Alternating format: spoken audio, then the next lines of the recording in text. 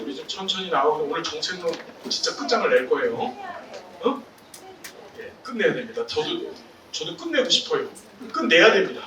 우리 선생님들 이렇게 귀한 만남해서 정말 고맙습니다. 나 진짜 되게 이날을 일주일 내내 기다려요. 정말 진짜.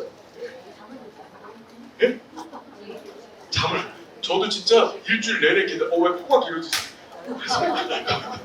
농담이고 진짜로 기다리고 왔습니다. 행복합니다 정말. 우리 제가 뭔데 이렇게 귀한 분들 만나서 이렇게 공부하겠어요. 근데 제가 지금 들은 얘기 중에 정말 기쁜 게 뭐냐면 대학원 박사과정 준비하시겠다고 하시더라고요. 여러분 저래야 돼요. 아까 교육은 뭐라 그랬습니까? 자원의 확보 능력을 얻는 과정이에요. 아시겠죠? 예. 그래서 여러분 힘드시더라도 그리고 앞이 보이지 않더라도 일단 투자하시는 겁니다. 교육은 투자예요. 그렇게 하셔서 또 꿈을 이루시고 또 하실 때 필요하신 게 있으시면 도움이 될 게 있으면 저한테 언제든지 연락 주십시오. 명함 다 드렸죠? 명함 못 받으신 분 계세요? 오늘 다 나눠드릴 테니까 명함 갖고서 언제든지 전화 주시고 좀 부탁인데 이거 저 중국에 넘기고 그러지 마세요. 명함. 예. 그 전화가 와가지고서 반갑습니다. 그래서 계좌이체 해주 뭐 이렇게 나오시는 그렇게만 하지 않으시고 소통을 했으면 좋겠습니다. 알겠죠? 예. 그리고 밴드 이 톡으로 행정심판 절차 이런 걸 물어보신 분들도 계신데 법제도 관련된 것들 여러분들 현장에서 일어나는 일들 중에서 도움이 필요하신 거 있으면은 말씀 주셔도 제가 답변 드리겠습니다. 아시겠죠? 얘가 알겠죠 여러분? 자 계속 진도 나가 볼게요. 이건 왜 자꾸 아웃이 나오지? 이게 제가 안 했는데 이게 저절로 생기네. 이게 진짜 아웃. 자 평등의 이야기. 그래서 평등 잠깐만 보시면 반드시 출제됩니다. 여기 보세요. 시험 문제 계속 나오죠. 이렇게 한정된 자원의 배분과 관련된 가치다. 수량적 평등, 다른 말로 결과의 평등이라고 했고요. 가장 적극적 의미의 평등이다. 위쪽으로 갈수록 적극적화되는 거예요. 아래쪽으로 갈수록 소극적화되는 거죠. 그래놓고 자 모든 구성원한테 동일하게 자원을 배분하는 건데 여기 보시면 공공부조 제도가 들어있어요. 요거 좀 잠깐만 봐 주셔야 되는데 이게 한번 출제가 됐었어요. 공공부조 제도 같은 경우에는 급여를 줄 때 어떻게 주냐면 급여를 제공할 때 이 사람이 갖고 있는 일단 공공부조는 기여가 없습니다. 우리가 자원 배분의 기준, 비례적 평등에서 얘기하는 자원 배분의 기준이 기여, 요구, 능력이라 그랬잖아요. 일단 기여도 없고 능력도 없어요. 그 다음에 공공부조 제도에서 급여를 제공할 때 요구를 볼까요? 그냥 천편일률적으로 모든 사람들, 공공부조 대상자, 우리 보통 수급자라고 하죠. 똑같이 제공하는 거예요. 그래서 평등가치라고 따진다면 결과의 평등가치가 제도 자체적으로는 결과의 평등가치가 반영된 거예요. 되게 중요합니다. 알겠죠? 제도 자체적으로 본다면 사회보험제도는 무슨 가치? 비례적 평등. 그런데 열동처의 원칙이 무슨 평등가치를 했었어요? 그거는 뭐지? 공공부조 제도의 급여를 편성할 때의 가치예요. 이게 머릿속에 헷갈리면 안 되는 게 그 헷갈리는 걸 또 도려서 시험 문제를 자꾸 내는데 공공부조 제도 자체만 본다면 결과의 평등. 왜냐하면 기여, 욕구, 능력을 보지 않고 제도를 운영하기 때문에. 알겠죠? 기여하고 능력은 아예 빠져있고 욕구를 따지지 않고 모든 사람들한테 수급자들한테 같은 급여를 줘요. 예를 들어 수급자 할머니가 계신데 이 할머니 입장에서는 나는 점심은 랍스타 먹어야 되고 저녁은 스테이크 먹어야 돼 이런 할머니도 있잖아. 욕구가 틀린 거야 사람마다. 그럼에도 불구하고 똑같이 어떻게 기준 중위소득에 근거해서 똑같은 급여를 제공하죠. 그래서 다시 한번 공공부조 제도 자체는 무슨 평등? 결과의 평등인데 대신에 공공부조 제도에서 이 급여를 편성할 때는 열등초의 원칙에 따라서 급여 수준을 조절한다 했죠. 그 열등초의 원칙은 무슨 평등? 그렇게 기억을 하시고 문제를 푸셔야 돼요. 알겠습니까? 그리고 NHS가 시험 문제 나왔는데 NHS 같은 경우에는 이제 뒤에서 우리가 공부해 봅시다. 영국 역사 하면서 베버리지 보고서 할 때 이걸 들어봐야 돼요. 넘어갈게요. 자, 두 번째가 비례적 평등이라고 하는 것은 자 기여, 욕구, 능력 됐나요? 이것에 따라서 자원 배분의 기준이 반드시 존재해야 된다. 됐죠? 자원을 다르게 배분하는 것이다. 됐죠, 여러분? 열동초의 원칙 꼭 기억해 두시고 열동초의 원칙은 세 군데서 시험 문제 나옵니다. 뭐라 그랬죠? 그렇죠. 비례적 평등, 그 다음에 공공부조제도의 급여 제공의 기본 원리라 했습니다. 자, 근데 기회 평등, 가장 소극적 의미의 평등, 구성 각 개인에게 동등한 모만, 출발선만 보장한다. 이게 대표적인 게 교육제도인데 여기 드림 스타트가 나와요. 이게 출제됐어요. 우리 드림 스타트라고 들어보셨어요? 뭐예요 그게? 예? 여기 드림 스타트 혹시 하시는 분 계세요? 드림 스타트. 자, 우리 잠깐만 정리해 봅시다. 이 2007년도에요. 2007년도에 희망 스타트라는 걸 만들어요. 그러니까 이 스타트, 자, 어떤 제도든지 간에 이 스타트 자가 붙잖아요. 스타트 자가 붙으면 이거는 아이들을 대상으로 한다. 첫 번째는 빈곤계층 아이들을 대상으로 한다. 스타트 자가 붙으면. 알겠죠? 예, 빈곤계층의 아이들을 대상으로 한다. 두 번째는 보육 및 교육 프로그램이다 라고 기억을 해두셔야 돼요. 이 드림 스타트는 사실 우리나라 2007년도에 이 희망 스타트라는 걸로 시작을 했는데 이 뿌리가 뭐가 있었냐면은 먼저 미국에서 시작돼요. 미국에서 1960년대에 이 존슨 정부에서 아이들 빈곤 계층의 아이들을 대상으로 한 이런 보육 그다음에 교육 프로그램을 실시를 합니다. 그게 뭐죠? 헤드스타트예요. 헤드스타트. 잘하셨습니다. 헤드스타트가 1965년도에 이 존슨 정부에서 시작이 되어져요. 그리고 이걸 벤치마킹해서 영국에서 슈어 스타트라는 거예요. 영국의 슈어 스타트가 있었어요. 우리나라가 이걸 다시 또 벤치마킹해서 2007년도에 희망 스타트로 시작을 합니다. 희망 스타트로. 그런데 희망이라는 말이 애들 대상으로 한 프로그램인데 너무 촌스러운 거야. 희망 이러니까. 그래서 이걸 영어로 바꿉니다. 그 이듬해인 2008년도에 드림 스타트로 바꿔요. 2008년도에 뭘로 바꿨다고요? 드림 스타트로 바꿔요. 자, 이건 뭐냐면 빈곤 아동들 대상 자, 꼭 좀 기억을 하십시오. 통합 사례관리 프로그램이에요. 다시 뭐라고요? 통합 사례관리 프로그램. 통합 사례관리. 여러분, 통합이라는 말을 이제 자꾸 듣게 됩니다. 우리가. 통합성, 포괄성. 얘기 들어보신 적 있으시죠? 우리 행정론, 그 다음에 정책론에서 잘 출제가 돼요. 또 실천론에서도 이 포괄성, 통합성 얘기가 잘 출제됩니다. 자, 우리 실천론 같은 경우에는 실천론에서는 사례관리라는 거 들어보셨죠? 사례관리가 뭐예요? 사례관리. 예? 서비스를 제공하는 거 통합적으로 사례관리. 개개인의 사례에 따라서 그렇죠. 할머니가 떡국을 먹다가 목에 떡이 걸렸어요. 그래서 이렇게 사례를 할 때 등을 두드려 주는 게 그게 사례관리입니다. 예, 빨리 쓰세요. 할머니 떡국 등 두드리기. 알았죠?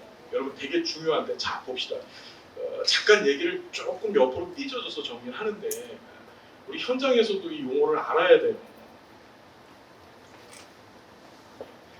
이 세상에 우리가 만나게 될 실전 현장에서 만나게 될 클라이언트들이 있는데 이 클라이언트는 동일하게 욕구나 문제를 갖고 있어요.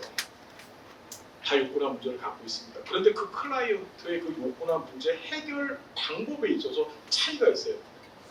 어떤 사람들이 있냐면 단번에 개입, 어떤 특정 프로그램을 갖고 딱 개입을 하면 그 문제나 욕구가 해결되는 사람들이 있어요. 무슨 얘기인지 알겠죠? 보통 일회성이나 또는 주기를 두고서 한 몇 달 정도만 프로그램 개입하면 문제가 해결되는 사람들이 있어요. 그런데 또 어떤 사람들이 있냐면 평생 동안 관리받아야 될 사람들이 있어. 이 사례관리에서 관리라는 말이 뭐냐면 사례관리의 대상은 일회성 개입을 통해서 문제가 해결되어지는 사람들이 아니고 반드시 기억해야 됩니다. 만성적, 복합적 욕구를 갖고 있는 사람들. 사례관리의 대상은 일반 클라이언트가 아니에요. 자, 어떤 말이 붙어야 돼? 만성적. 다시 뭐라고? 만성적, 복합적. 여러분, 우리 당뇨나 고혈압 같은 질환을 만성질환이라고 하죠. 고지혈증 이런 질환을. 얘는 단번 약 먹고 치료가 돼요? 안 됩니다. 평생 뭐 해야 되지? 관리하는 거예요. 우리 사회복지신촌의 대상 중에서 정신장애를 갖고 계신 분들이시나 또는 노인들, 시간이 갈수록 점점 나빠만져. 그렇죠? 노인들. 그 다음에 아동 같은 경우에도 어떤 특정 상황에 놓여져서 지속적으로 관리를 받아야 될 사람들이 있어요. 이런 걸 만성적, 그 다음에 다양한 요구가 복합적 섞여 있는 거야. 사례 관리의 대상은 일반 클라이언트가 절대 아니고 이런 만성적 복합적 요구를 갖고 있는 사람만 뭐가 되는 거야? 사례 관리 대상이 되는 거예요. 그러니까 다시 한번 사례 관리라는 건 누굴 대상으로 하는 거라고요? 만성적 복합적 욕구를 갖고 있어서 그럼 당연히 어떻게 될까? 서비스가 종결이 있을까 없을까? 사례 관리는 기본적으로 종결이라고 하는 걸 하지 않아요. 원칙적으로. 종결은 사례 관리 대상자가 사망하거나 또는 서비스 개입을 거부할 때 자기결정 원리에 따라서 사례 관리를 멈추는 거지 기본적으로 사례 관리는 계속 가는 거야. 그냥 만성질환 관리하듯이. 클라이언트가 두 부류가 있다고. 어떤 사람 다시 한번 일회성 개입을 통해서 어떤 특정 프로그램을 통해서 욕구가 해결될 수 있는 사람이 있고 평생 같이 가져야 될 사람이 있어요. 그 평생 같이 가져야 될 사람들을 시험에는 만성적 복합적 욕구를 갖고 있는 클라이언트라고 하고 그들을 대상으로 한 개입을 뭐라고 하는 거예요? 사례관리라고 하는 거예요. 욕구가 복합적이기 때문에 이 사람들은 욕구가 여러 가지야. 예를 들자면 장애인분이 계시면 요새 사례관리 많이 하는 대상들 에이즈 환자들 많이 하거든요. 제가 그런 멘토링을 한 적이 있었는데 에이즈 환자 같은 경우에는 이게 치료가 돼요? 안 됩니다. 그 AZT라고 하는 약을 평생 복용을 해야지만 이제 면역을 억제하는 게 아니라 면역을 활성화시키는 거예요. 뭔 얘기인지 이해가 됐죠? 예, 그래서 그걸 평생 해야 되는데 주변에서 친구도 없고 누가 에이즈 환자를 친구로 하려고 하겠어? 혹시 여기 있어요? 그 다음에 또 직업을 구하기도 힘드니까 경제적으로도 어려운 거야. 이해됐나요? 이런 사람들은 뭐지? 평생 복지사가 함께 해줘야 되니까 만성적이고 또 욕구의 종류가 여러 가지니까 복합적인 욕구를 갖고 있다고 표현을 하는 거예요. 이해됐죠? 여러분 사례관리가 뭔지 개념 쓰셨죠? 예, 이들을 대상으로 해서 자, 서비스를 제공할 때 사례관리 기본 원칙 중에 제일 중요한 것 그리고 시험에 잘 나오는 것이 포괄성이라는 용어가 잘 나와요. 그 다음에 두 번째가 통합성이 나와요. 자, 이 포괄이라는 말과 통합이라는 말을 구분하는 게 어렵기 때문에 우리 시험에 잘 등장한다. 잘 등장해요. 이게 어디서 등장하냐면 사례관리 기본 원칙으로 출제가 되고 또 사회복지 행정론하고 사회복지 정책론에서는 전달체계 구축의 원칙 중에 이 포괄성, 통합성이 있습니다. 거기에서 꼭 출제가 돼요. 그럼 포괄성이 뭘까? 그렇지, 포괄, everything, 모든 것을 다. 얘는 복합적 욕구를 갖고 있어요. 에이즈 환자가 있는데 에이즈 질환을 갖고 계신 분이 계신데, 그러니까 에이즈 환자라고 하는 게 아니라 HIV 감염자라고 합니다. HIV 감염자인데 이분 같은 경우에는 외롭기도 하고 경제적으로도 어렵고 그 다음에 또 뭐도 있을까? 어떤 욕구도 있을까? 여러 가지 욕구가 있겠죠? 그 욕구에 모두 다 대응을 해야 된다는 뜻이야. 그걸 무슨 써? 외로움 문제에 관련된 프로그램도 만들어서 복지사가 지속적으로 개입을 해야 되고 경제적인 문제 소득 보장도 해줘야 되고 그죠? 모든 욕구에 다 대응을 해야 된다. 그걸 무슨 써? 포괄성이라고 합니다.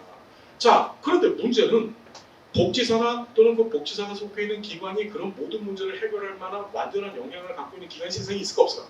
없어요. 그래서 통합성이 등장한 거예요. 통합성이라고 하는 얘기는 그 문제 해결과 관련된 다양한 유관 기관과 연계해야 된다는 뜻이야. 뭐 한다고요? 연계 및 조종하여야만 한다는 것이에요.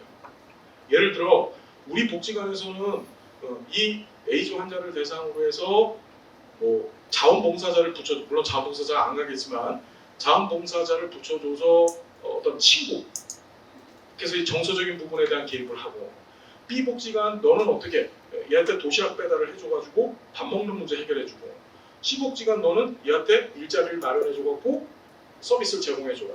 뭔 얘기인지 해드시나요? 그걸 무슨 성? 통합성이에요.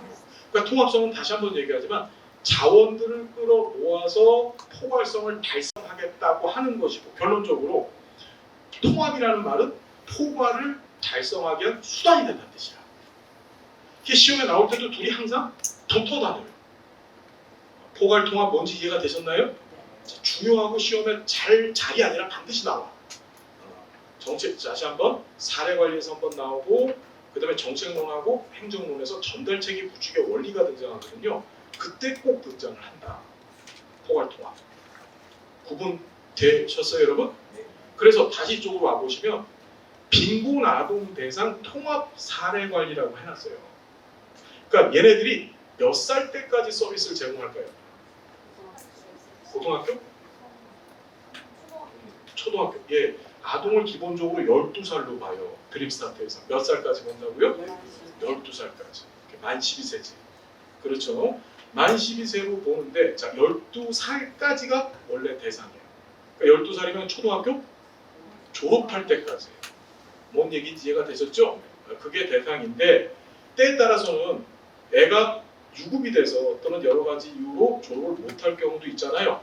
그 경우에는 초등학교 졸업할 때까지. 그러니까 기준이 나이 기준으로 하면 12세인데 12살 넘어가더라도 초등학교를 다니고 있으면 사례관리의 대상이 돼요. 알겠죠? 그런데 하나 더 기억하셔야 됩니다.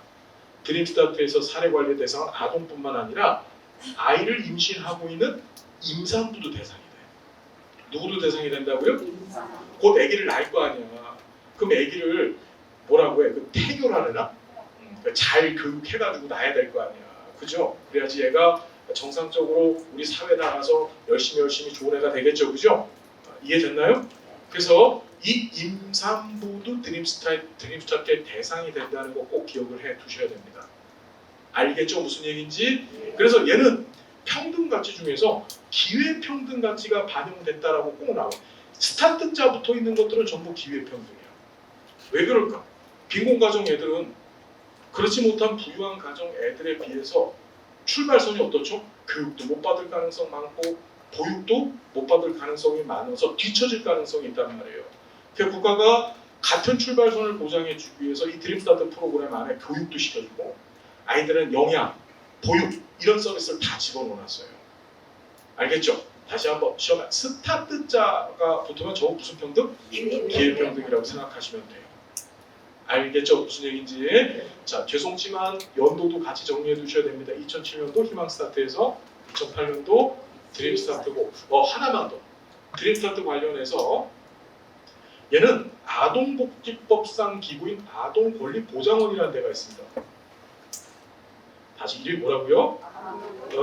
아동권리보장원에서 이 사업을 총괄하고 있습니다. 사업의 본격 주체는 보건복지부고요. 어디요? 보건복지부고 이 사업의 실무자적 총괄은 누가 하고 있습니까? 아동권리 보장원에서 하고 있고 실제 사업 프로그램 제공은 어디요? 시군구단이 그렇죠. 시군구 지자체에서 프로그램을 시행하고 있는 거예요. 자, 이 정도만 드림스타트 기억해 두십시오. 알겠죠? 2008년도 됐나요? 2008년도 드림스타트. 2008년도에 있었던 사건 하나만 더 기억해 볼까? 그래서 장교양 공제도 시행이에요. 082. 다시 뭐라고요? 딴 거 팔지 말고 089 다니세요. 082. 082 2008년도 다문화가족지원법이 제정됩니다. 자, 시험에 법제론에 잘 나오죠? 2008년도에 다문화 가족지원법 제정. 08다. 08다. 그 다음에 아까 전에 선생님 말씀하셨듯이 2008년도에 노인 장기요양 보험제도가 시행돼요. 2008년 7월 1일부터. 자, 같이 정리를 좀 부탁드리겠습니다. 됐습니까? 됐죠? 됐죠? 네, 됐다. 이거 왜 아웃이 왜 자꾸 이거 뭐 설정을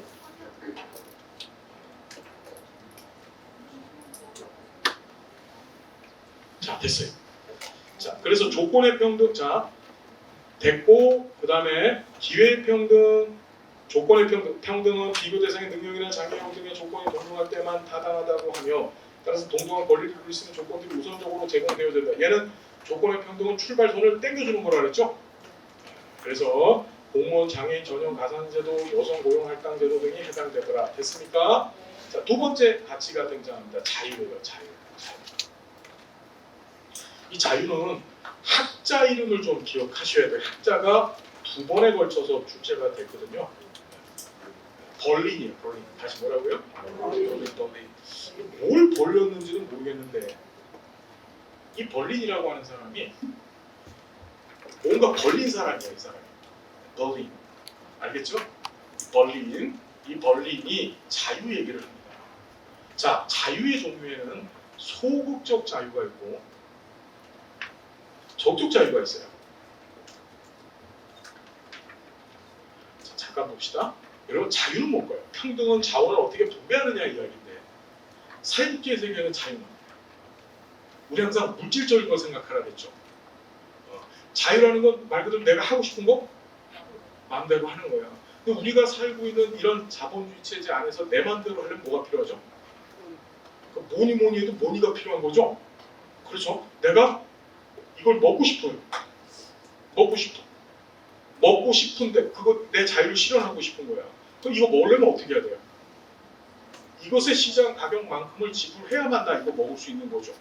안 그러고 이걸 내 마음대로 먹으면 어떻게 되는 거지? 교도소 갈 수 있는 거예요. 여러분 되게 좋아요. 거기 따뜻하고 맛있는 것도 주고 좋아요. 그런데 가는 거야. 어떤 의미인지 이해가 되셨죠? 그럼 잘 봅시다. 이 세상 사람들 중에서는 본인이 원하는 것을 마음대로 할 수 있는 사람들이 있어요. 즉 많이 소유하고 있어서.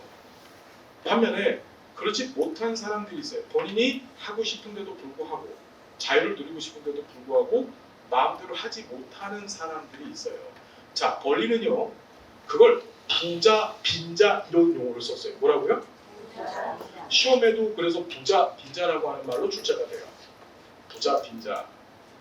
부자라고 하는 것이 더 rich, 부자들을 얘기하고 빈자는 뭐지? 비었다는 게 아니고 가난할 빈자를 쓰는 겁니다. 더 poor 해가지고 가난한 사람들을 얘기하는 거예요. 벌리는 이 소극적 자유를 부자의 자유라고 썼어요. 우리 시험에도 그래서 부자의 자유 이렇게 출제가 됐어요. 소극적 자유를 뭐라고 한다고요? 부자의 자유. 반면에 적적 자유를 빈자의 자유라고 표현을 했습니다. 이게 무슨 소리냐면 개인이 자유를 실현을 해야 되는데 부자들은요 자기가 가진 게 많거든요. 그 많은 걸로 어떻게 하는 거지? 많은 거를 자기 마음대로 할 수 있는 사람들이야. 부자들은. 문제는 뭐냐면 국가가 자꾸 개입을 해. 이 개인의 자유 실현에 개입을 해가지고 야, 너 돈 많이 갖고 있는데 너 세금도 좀 내봐.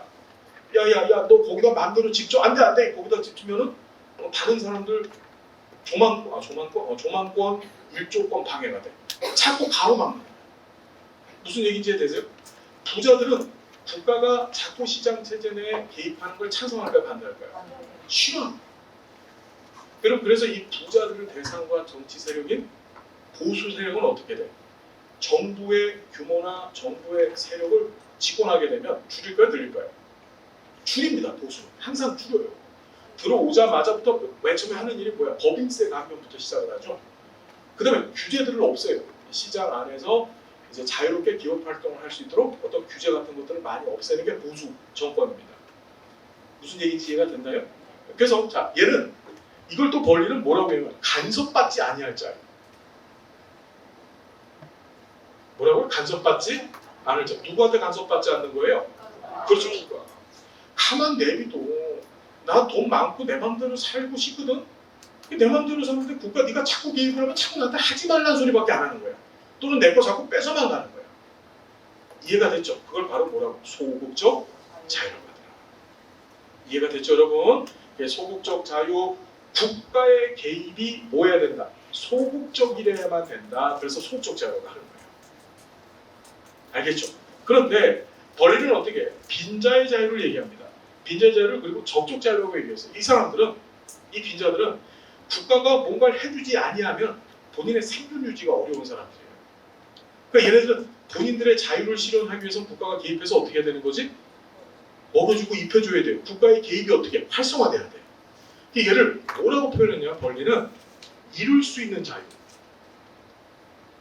표현을 했어요. 나는 내 능력 갖고서는 저 맛있는 걸 못 먹는데 국가가 개입을 해서 나한테 무상으로 저 맛있는 걸 갖다 주거나 맛있는 걸 사 먹으라고 돈을 줘야 되는 거예요.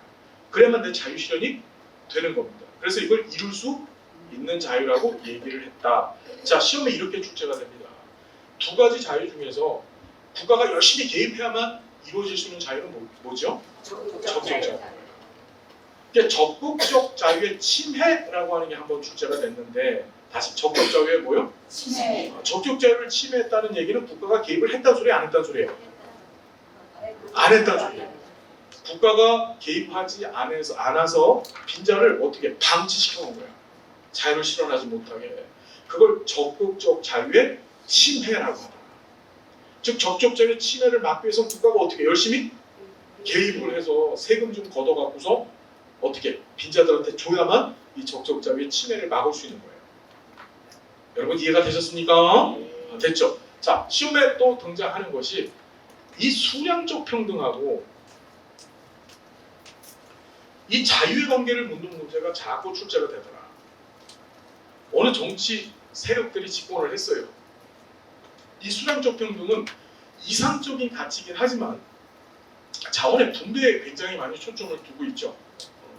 너 일할 능력이 없어. 그럼에도 불구하고 다른 사람들만큼 국가는 어떻게 이 자원을 나눠주고 싶어. 그게 수량적 평등이에요. 이룰 수는 없지만 그걸 자꾸 대시를 한단 말이에요. 도전을 하는 거예요. 자, 국가가 이 수량적 평등을 자꾸 추구하게 되면 무슨 자유가 침해될까요? 그렇지. 부자의 자유인 소극적 자유가 침해돼요. 왜?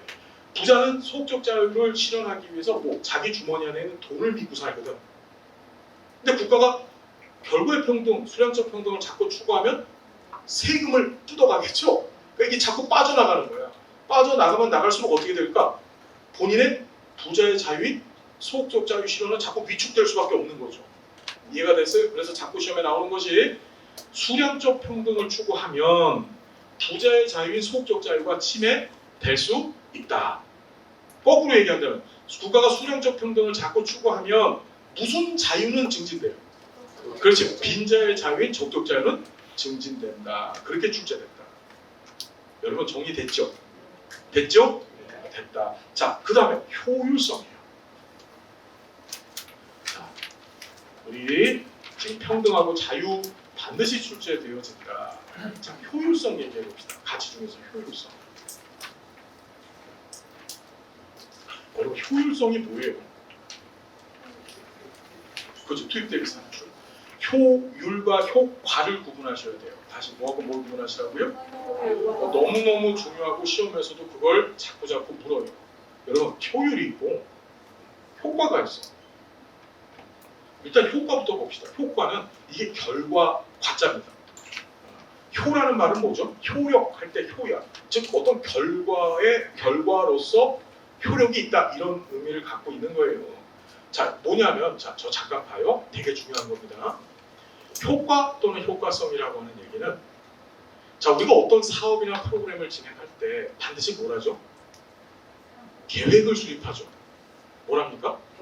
그 계획 수립 때 반드시 뭘 수립하지? 이 계획을 통해서 달성하려고 하는 그렇죠. 목표를 수립. 자, 효과라고 하는 얘기는 그 목표의 달성 정도예요. 여러분 너무 중요해. 다시 뭐라고? 목표의 달성. 효과라는 말이 나오면 반드시 목표라는 말이 쫓아나와야 돼요. 무슨 얘기인지 알겠나요?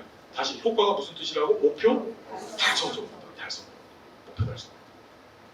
이해가 됐죠? 어떤 얘기인지. 반면에 효율이라고 하는 것은 자원의 소비하고 관련되어 있어요.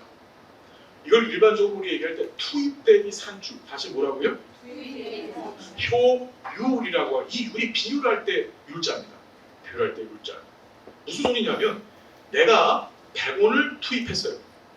그래서 110원을 버는 거야. 그럼 얼마만큼 효율이 있는 거지? 10원어치 효율을 본 거야. 뭔 얘기인지 알겠죠? 반면에 내가 100원을 투입을 했는데 90원밖에 못 벌었어. 그럼 뭐지? 10원어치 비효율적인 거예요. 그게. 그래서 효율은 반드시 투입과 이에 대비한 산출 간의 관계를 표현할 때 우리가 효율이라고 얘기를 하고, 됐나요? 얘는 상당히 어떻다? 경제적인 개념이에요. 내가 시간을, 보통 시간이나 또는 돈, 보통 시간도 돈으로 계산이 되어지죠. 그래서 일반적으로 경제적인 어떤 요소를 투입했었을 때 얻어지는 부가가치의 정도, 그걸 효율이라고 표현하더라. 효과는 다시 뭐라고요? 목표의 달성 정도. 여러분 구분할 수 있겠죠? 자, 두 개 반드시 구분해 주셔야 된다. 효과, 효율. 그런데 사회복지 정책 가치에는 뭐가 있다고? 효율성이 있어요. 이게 별도. 왜 그럴까? 물질적이라 그랬죠? 국가가 정책을 수립하고 시행하려면 반드시 뭘 써야 돼요? 예산, 돈을 써야 되는 거예요. 돈을. 무슨 얘기인지 이해됐나요? 돈을 써야 되는 거예요. 그렇기 때문에 효율의 가치를 지향해야 됩니다. 돈을 잘 써서 효율은 조금만 더 확장돼서 생각하면 돈을 아껴야 된다는 뜻도 되는 거예요. 무슨 말인지 되시나요?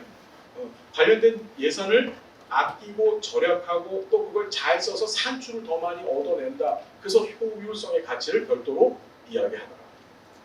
알았죠? 자, 중요한 건 이 효율의 가치는 두 가지가 있는데, 첫 번째가 수단으로서의 효율성. 다시 뭐라고요? 두 번째가 배분적 효율성이 있어요. 다시 효율성의 가치, 무슨 효율성, 무슨 효율성?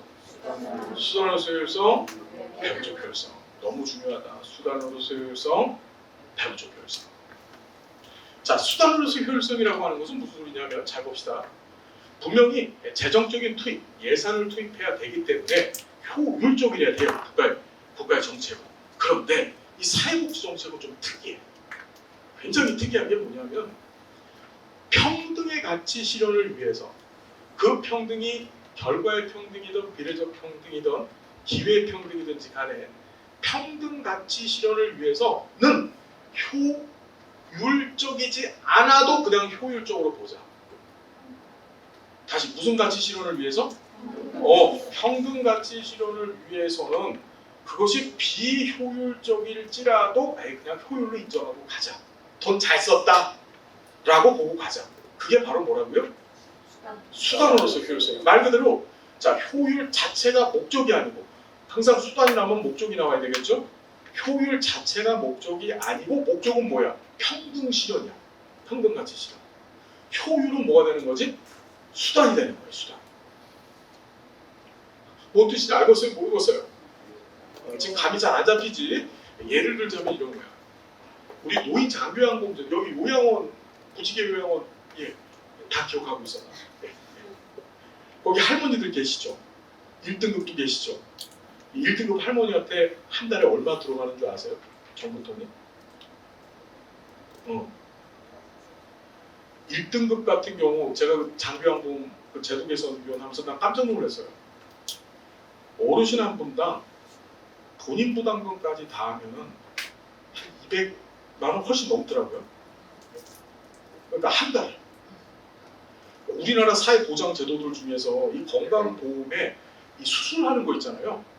그거 빼놓고서 개인당 단가가 제일 센 게 노인장기양보험이에요. 그러니까요. 지금 아주 신나셨어요. 230이 그래 230이 들어가는 거야. 우리 국민기초생활보장제도의 생계급여가 4인 가족 기준으로 200이 안 돼요. 100 몇십만 원 줘요. 무슨 얘기인지 됐나요? 그거 봐봐. 중풍 치매 걸려갖고서 여기 누워 계신 할머님한테 정부가 230만 원씩 투입하는 거야. 그럼 이게 효율적이라고 한다면 이 할머니가 벌떡 일어나갖고 중풍 치매를 다 털고 벌떡 일어나갖고서 밖에 나가서 일해서 세금도 좀 내주고, 그렇죠? 이래야지만 효율 산출이 발생하는 거죠. 근데 우리는 어떡하지? 거기다가 돈을 계속 투입만 하고 앉아있는 거야.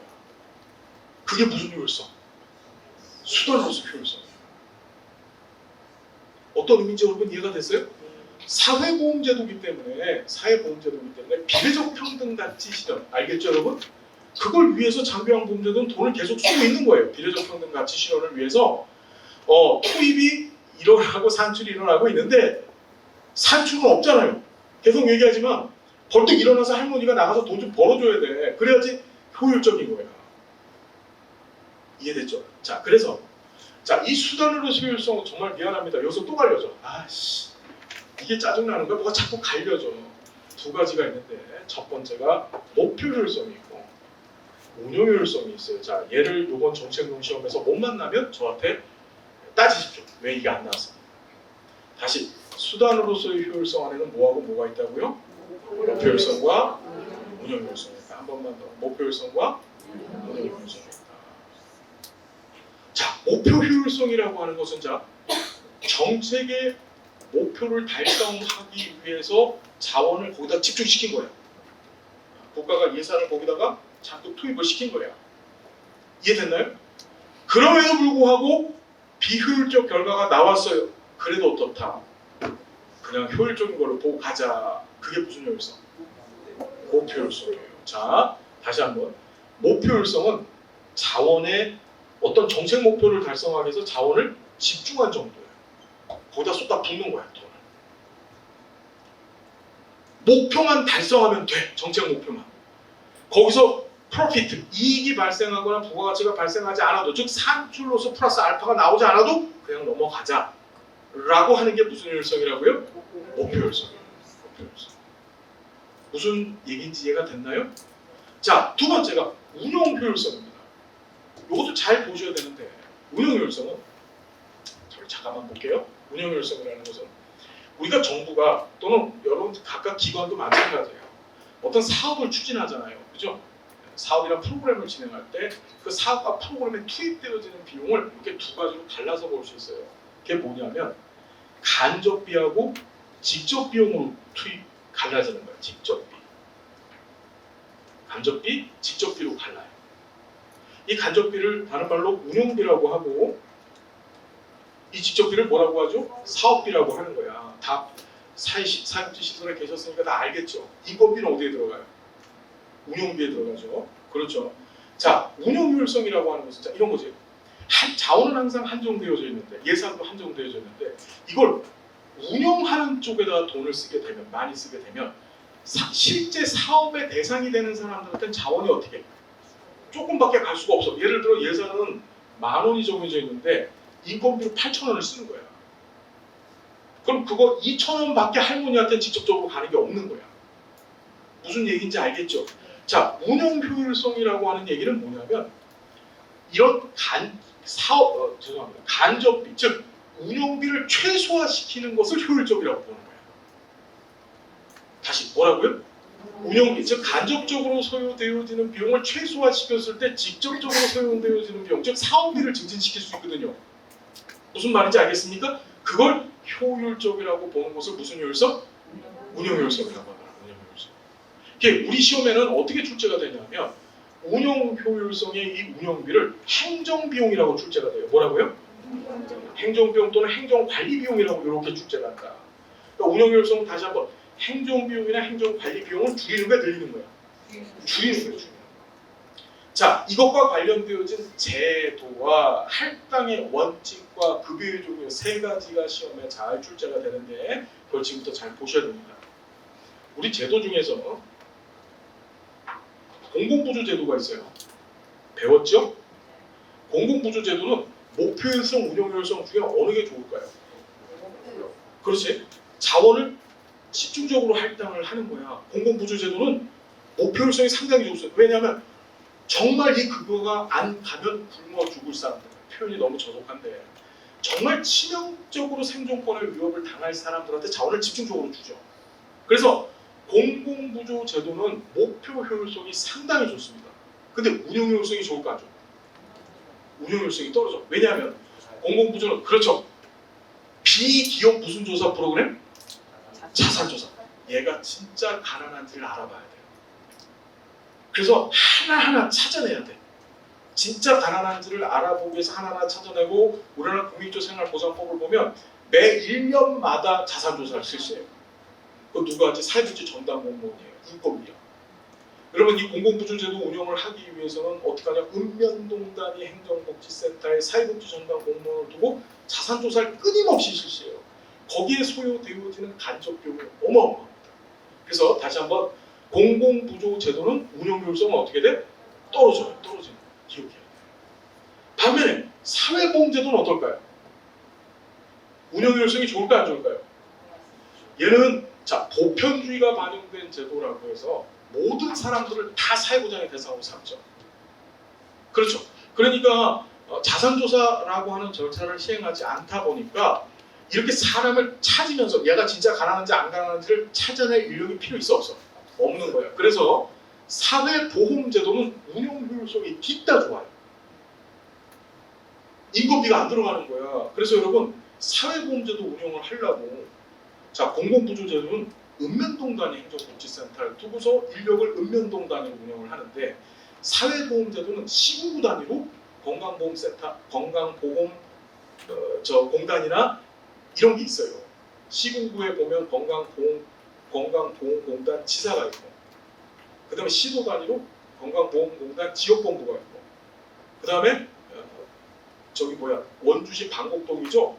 거기에 이제 건강보험공단 본부가 있는 거예요. 이렇게 세 체제밖에 없어. 읍면동 단위가 없는 거야. 그만큼 인력을 많이 안 써도 이 제도를 운영할 수 있다는 뜻이에요. 여러분 정리가 되셨어요? 반면에 이 사회보험제도는 목표 효율성이 좋을까 안 좋을까요? 뒤도 안 좋아. 항상 사회보험제도 하면은 건강보험이나 그 다음에 국민연금 생각하라 그랬었어. S그룹 회장님도 연금을 받아. 20조 원 계시거든요. 네. 근데 그건 통장에 한 달에 한 200 몇십만 원 꽂혀. 그럼 그분이 200 몇십만 원 꽂힌 게 필요 있을까? 우리 국민연금법 제1조를 보면 이렇게 써 있어요. 노인이 되어져서 소득을 상실한 것을 보존하기 위한 목적으로 연금을 지급하는 거예요. 그게 정책의 목표인데 그 목표하고 상관없이 쓸데없는 데 돈을 쓰는 거죠. 우리가 건강보험도 마찬가지입니다. S그룹 회장님이 병원 가시면은 요양급여 받을 수 있을까요? 없을까요? 다 받습니다. 그분이 치매를 앓고 계시면 요양원에 가실 수 있을까? 없을까? 갈 수 있습니다. 근데 그게 필요 있는 돈이야? 없는 돈이야? 없는 돈이에요. 그래서 사회보험제도는 기본적으로 뭐다? 목표효율성이 상당히 낮아요. 알겠어요 여러분? 시험에 잘 나온다. 목표효율성 하면은 공공부조 제도는 목표효율성은 높은데 운영효율성은 낮고, 사회보험제도 목표효율성은 낮은데 운영효율성은 높고. 알겠죠? 또 한 가지 급여가 있습니다. 급여. 국가가 국민한테 제공하는 급여가 있는데 이 급여 중에서 현물급여와 현금급여를 갖고 목표효율성, 운영효율성을 출제를 합니다. 현금하고 현물. 여러분 현금이라고 하는 것은 뭐지? 돈 주는 거예요.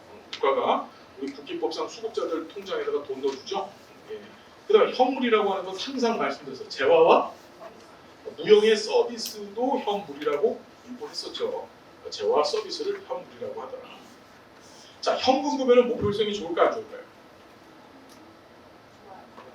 현금 목표효율성이 좋을까? 자, 국기법상에 생계급여를 줘요. 국기법 제8조를 보면 생계급여를 주는 목적을 이렇게 써놨어.